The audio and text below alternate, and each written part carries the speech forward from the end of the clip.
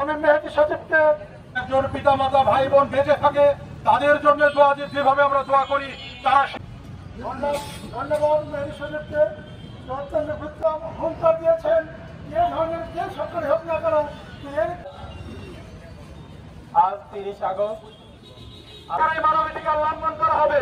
আপনার আমার কাজ হচ্ছে যে মানবাধিকার সম্মানিত রাজ্যের বাসী এ পর্যায়ে 2017 সালের এপ্রিল মাসে আব্দুল কুদ্দুসের কন্যা এবং চট্টগ্রাম বিশ্ববিদ্যালয়ের স্টুডেন্ট অ্যাসোসিয়েশনের বিসমিল্লাহির রহমানির রহিম মানবাধিকার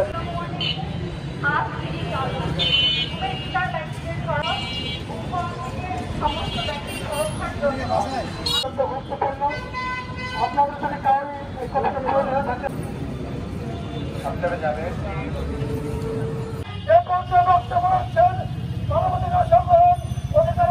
এইরকম একটা দুর্বিষহ জীবন এই গুমের শিকার পরিবারবর্গকে পালন। একটা জিনিস চিন্তা করে দেখেন যে আমার পিতাকে গুম করা হয়েছে, আমি তার জন্য দোয়া করতে পারি না। আমার পিতা যদি মারা যায় তাহলে রব্বির হামহুমা কামা রব্বায়ানি সাগীরা বলে আমি দোয়া করি, কিন্তু একজন গুমের শিকার সন্তানেরা তার পিতার জন্য দোয়া করতে পারে না। তার কারণ তারা নিশ্চিত নয় তার পিতা সত্যি সত্যি মারা গেছে কিনা। তার বিরুদ্ধে চলে গেলে সে গুম করে ফেলতো।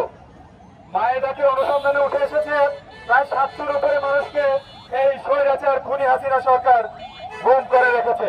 এই সরকারের কাছে এই গুমের সাথে যারাই জড়িত তাদেরকে আইনের আওতায় আনতে হবে, তাদের বিচার নিশ্চিত করতে হবে।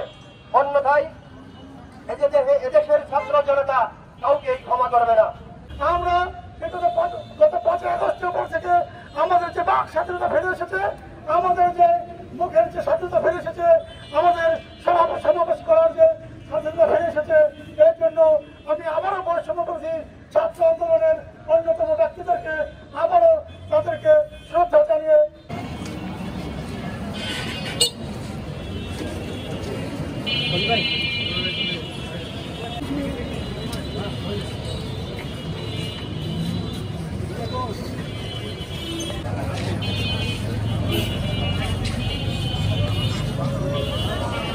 প্রিয় নম্বর সেট করে বিকাশে সেন্ড মানি করুন ফ্রি।